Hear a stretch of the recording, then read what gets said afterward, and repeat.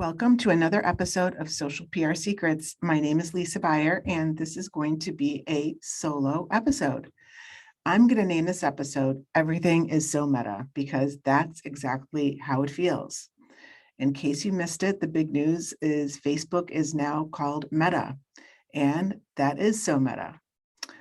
In case you're wondering what exactly does meta mean, it's actually a prefix and it can mean after or beyond, to operate at a higher level or change.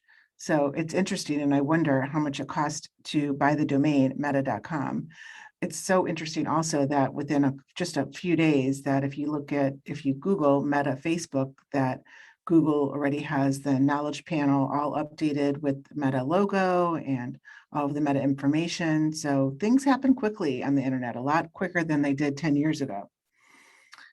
So I decided to hang out a little bit last night on Facebook Horizon, and I was checking out the plaza. So if you haven't experienced it before, you'll need to get an Oculus headset, and that's a VR headset.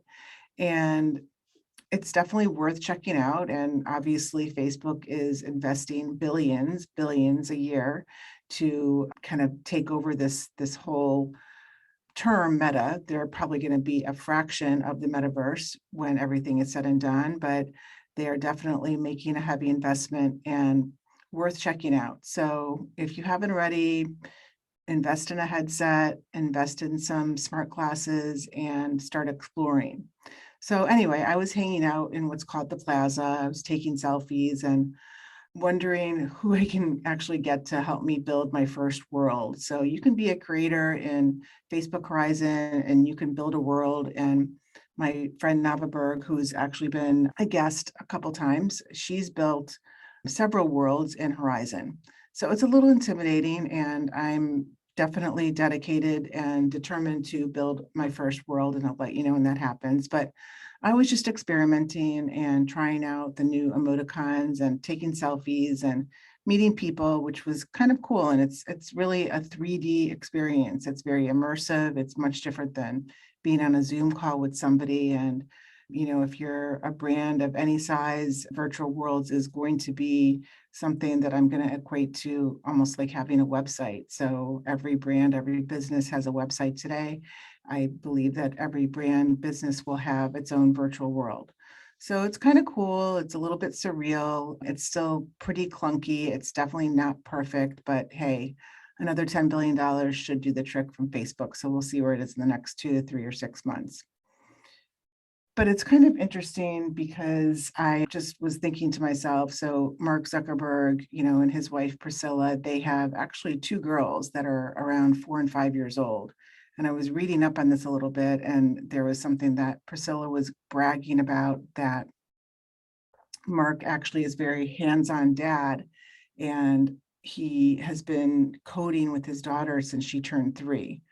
So great. I think that's awesome. I think that's, definitely, something that is a good, talent to have. But it just made me wonder, like all these announcements with the metaverse and these reports coming out about Instagram and depression and anxiety with teenage girls. I'm just wondering, what will Mark and Priscilla think of Facebook and Instagram when their kids are teenagers and they're having this impact that we're all going through? If you have a teenager, you know what it's like to see the impact of how social media can hijack and take down and, cause depression and anxiety. So what will happen now with the metaverse, and now that we're going from computers and smartphones to headsets and being in VR and virtual reality for hours a day, whether you're at work or gaming or just doing something socializing. So it's just interesting. We're going through a very interesting transition right now. So I wanted to also talk about a couple other things besides all of the meta hype. And it's really funny that I barely ever talk about this in any of my episodes, but I know I shared that I resigned from all of my clients earlier this year, and I actually have no clients for the first time ever. I think the agency model and for public relations and advertising and digital marketing is broken, and I refuse to be part of it any longer. So I began creating a course called Modern PR Secrets, where I can take everything that I've that I've kind of curated and learned over the past 10 or 15 years, watching public relations be transitioned from Web 1.0 to Web 2.0 to now we're going into Web 3.0. So my course, Modern PR Secrets, is, I'm going to say, launching and kind of secretly available at buyerpr.com. And it's kind of at an insider offering of $6.99. That's going to be the lowest price ever. So I wanted to let all of my listeners know that first.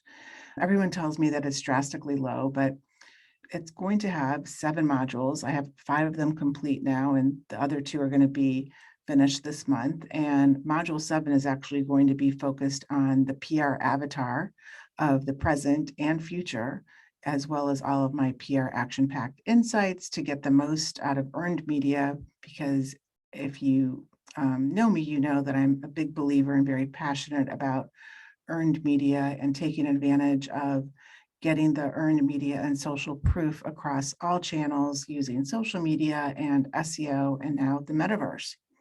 So I say stop paying stupid agency fees from people that spend an hour a day writing emails and reports and annoying the journalist.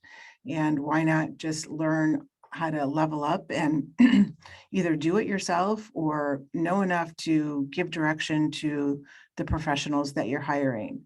If you are listening to this and you're an entrepreneur, I highly recommend this course for you to learn how you can influence public relations for your brand. If you are a PR professional, my course will help you level up. If you are a PR agency owner and you might have a team working for you that you want to get up to speed and have a competitive advantage over the other traditional PR agencies, which I'm going to say 99% of them do not integrate SEO and social media and now the metaverse into their PR strategy, this will give you an opportunity to bring your team up to speed and level up your competition. It's also great for coaches and authors. And if you recently graduated with a degree in PR or marketing, I think it's a great fit too. So shameless plug for Modern PR Secrets, available at buyerpr.com. The other thing I wanted to share that I don't think I've talked about, if at all, is my passion project that I started a couple of years ago. And it's called Female Disruptors. I started this and launched it on International Women's Day. And I was inspired during the whole Me Too movement because it really annoyed me and frustrated me that women are still in this state of inequality and we are constantly having to work harder for less. So I wanted to create a publication that would spotlight women who are disrupting in their field or their industry. And I've been featuring different females over the past 2 years. And now, this is kind of my dream, I'm going to be hosting a virtual summit, Female Disruptors Virtual Summit in January. So I've invited a really impressive list of speakers who have all been female disruptors interviewees in the past. And they're going to be sharing how they got to where they are and giving you all of the tips. If you're interested in attending, please go to femaledisruptors.com. I would love to have you and share this event with you. And I'm also definitely interested in anybody who might be a good fit to be interviewed, or if you're interested in supporting or sponsoring Female Disruptors, I would really appreciate that too. So message me and check it out. Next up on my mind and to your ears, after I finish my course, Modern PR Secrets, I have an outline that I've started that is a course that is titled Parents' Survival Guide to Teens and Young Adults Post-Pandemic. And let me tell you, the struggle is real, especially for 13 to 25-year-olds. They have been hit the hardest from this pandemic, and parents have too, and women have too. Everybody has in their own way, but parents need to be aware of what's happening, and suicide is the second highest cause of death among teens, and the numbers are continuing to rise. And there's this term called suicide ideation that I was not familiar with until recently. And it's a thing, and we all need to open our eyes and hearts to making a change and reversing the numbers when it comes to teens and young adults. So, I have a teenager, a 19-year-old, and I have 2 young adults, and I have a lot of friends in my friend groups, whether it's work related or social, that are really, really struggling with helping their teenagers and their young adults get through this very, very difficult time. So if that sounds familiar, then I'm going to go ahead and put the link in the show notes, and I will update you as soon as that course launches. And then lastly, I just want to talk about something that has been really annoying me lately, and it's what I'm calling follow-up harassment or customer service harassment. And it's really great. Technology has come a long way, and we have messaging, we have SMS, we have email follow-up, and people also get a hold of our mobile numbers and spam us. So what I just want to send out a reminder to the universe is that sales, marketing, and customer service, they need to get this reminder that we are never going to pre-pandemic times, and that the follow-up tactics that are super aggressive, the tone, the frequency, and the style, you might need to audit that and give it a little bit of a makeover, because people are more sensitive, toxic, and get triggered. And most people that I know are on overload, and we don't need 5 reminders about a meeting. We don't need so many text messages about a webinar or about some sort of an event or whatever delivery. And if we don't answer or we're not there and we don't show up, then that's on us. But it might mean that we're just not having a good day. It might mean that, yes, it's in our calendar and we know about it and we don't need 10 reminders. Maybe something hijacked us and we just don't have the bandwidth to answer. But I'm just like kind of putting it out there that I've noticed a lot that this is happening with brands, that they're definitely taking advantage of the opportunity of technology and how follow-up is easier than ever from so many different directions, but that's a good and bad thing. And excessive and aggressive follow-up can be intrusive and distracting. And coming from a public relations mindset, I've always been super sensitive to journalists, because journalists are always on deadline and you're always trying to kind of walk the dance where you don't want to be annoying with your follow-up, and you also want to make sure that you're doing your job. But excessive and aggressive follow-up can be intrusive and distracting, and everything becomes a blur. So I get this from B2B companies. I see it every day. I download an ebook. I also see it from B2C companies like my dentist, my hair salon, potential partners, collaborators, and even I get cold calls. So yes, I realize that you're doing your job or trying to secure a time slot or not lose business. But at the same time, I think there needs to be a balance. And from a public relations perspective, if this sounds like, your brand or you feel this on your end, I just think it's time that we give an audit to the tactics that we're using for sales follow-up and appointment follow-up, and don't be one of those brands that are guilty of customer harassment. And I just want to share this email subject line from someone who I really actually admire and respect, and, didn't mean to miss. I think I missed maybe an appointment, or I had to cancel and I never rescheduled. And this person followed up with me maybe, and I didn't answer. So I get this message on Friday that the subject line said, "Lisa, permission to close your file." And I just thought that was like super rude, and I was really put off by it and triggered. And I answered the person and tried to explain that just because I didn't answer, that didn't mean that I didn't care. And I really like permission to close my file. Like, what is that? I don't even get it.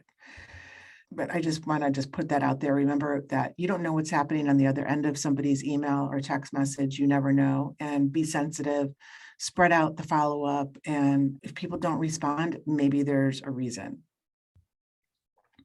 One more thing, this is kind of in the same category, but it's policies. And if it's your policies of your agreement or policies with your patients, but policies that put profit first.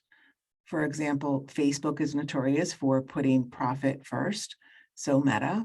But I'm going to give you an example. When a psychiatrist who treats teens has a 48-hour cancellation policy. That means no refunds, no rescheduling, no excuses.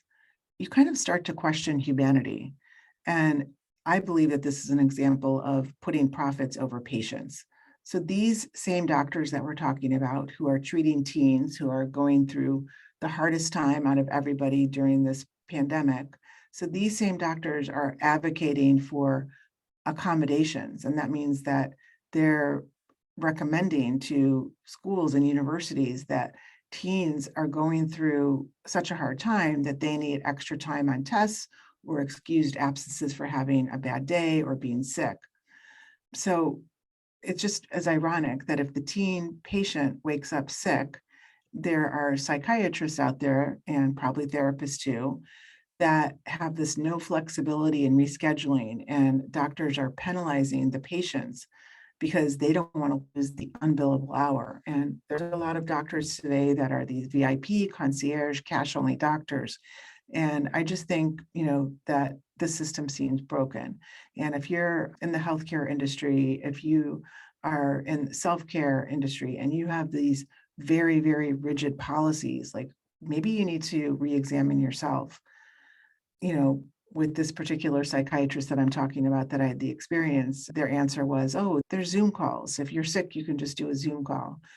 If you're sick and you're really not up to like talking to a psychiatrist or going to a telehealth appointment, does that really make sense?